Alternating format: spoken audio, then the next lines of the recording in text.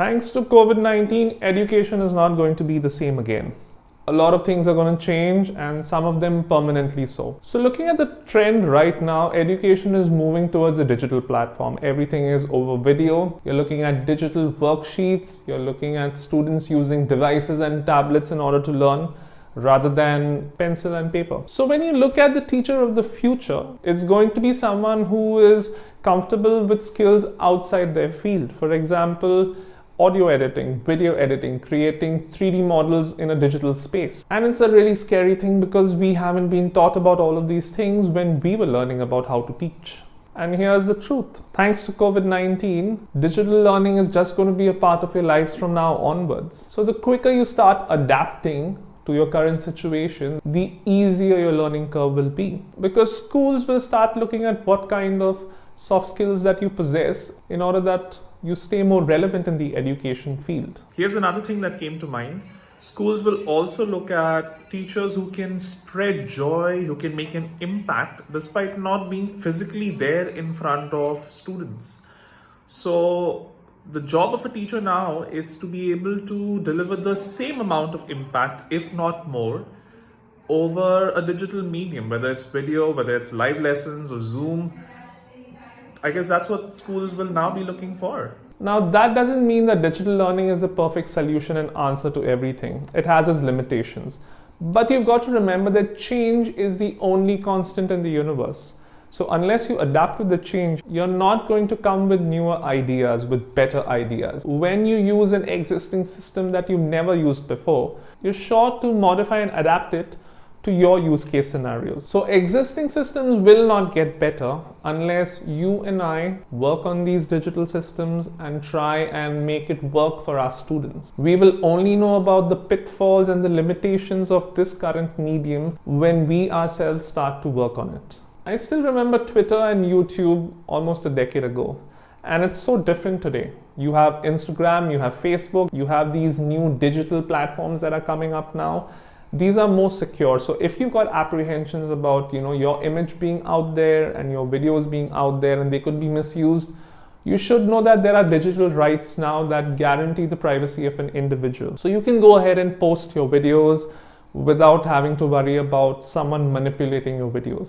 But the biggest problem here is how digital learning has a very limited appeal in terms of differentiation. So generally these videos that you make will be for everyone in your class. But if you have to customize your class depending on the learning styles of your students, I don't think it will work really effectively. So let's at the outset accept this medium for what it can and cannot do. So if you're looking at differentiation, then you would probably need to make far more videos or invest more time in live lessons, and even live lessons has got its own limitation. But let's for now focus on the positives. Let's look at what you can do in order to make your videos and your live lessons even better. The first thing you need to do is look for a comfortable area. Now this here is my YouTube setup. It doesn't look that glamorous. It's just a big curtain in front of my wardrobe, and my room is always messy. Before this, I was shooting out in my hall. There was just this tiny space in front of the wall, and I was trying to do the best I could. And that makes me realize that any space is good enough as long as I'm comfortable in it.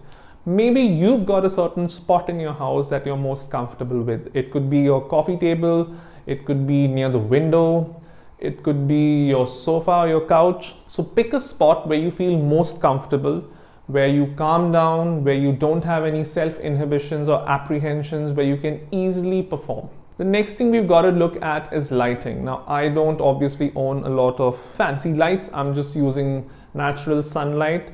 But when you shoot your videos, make sure that you are facing the light source and that your back is not to it. So for example, I'm going to show you a couple of videos where incorrect lighting is being used. Now if you look at this video, you'll notice that because my face is right in the path of sunlight, the camera has to adjust for the light, and as a result the video of me speaking will be very unclear.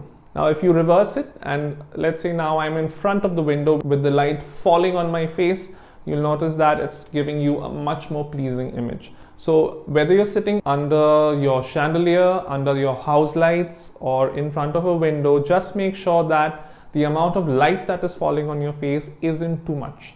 Like I spoke about earlier, you want to have a nice plain neutral background, something that really doesn't distract your students. I would love to shoot in front of my home studio setup, but that is definitely going to get students, looking all over the place rather than focusing on me. So as a result, I've just got this white, really cheap cloth that I got for 25 bucks off Amazon.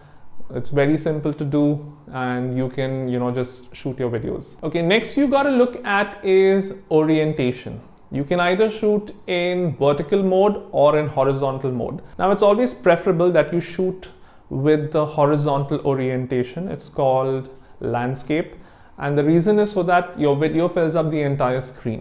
When you shoot in portrait or a vertical mode, what happens is there are huge areas that don't have any video. There's just these black bars that are up and down, and you don't want something like that. So there are certain cases where you would want to shoot in vertical. For example, if you're doing a vlog or a quick message to your students. But if you are shooting a video where you are giving a lesson or you're speaking for an extended period of time, then I think it would be really preferable if you do it in horizontal or landscape mode. Okay, now let's look at audio next. When you do audio, you want your voice to be the most important part of your video. So when you're recording audio, just make sure that there are no other sound sources that can distract. For example, your television or someone listening to music really loudly, or even your air conditioner. You want to turn down those sound sources. If you don't have a mic, that's okay. You can use the headset of your phone and position the microphone close to your mouth.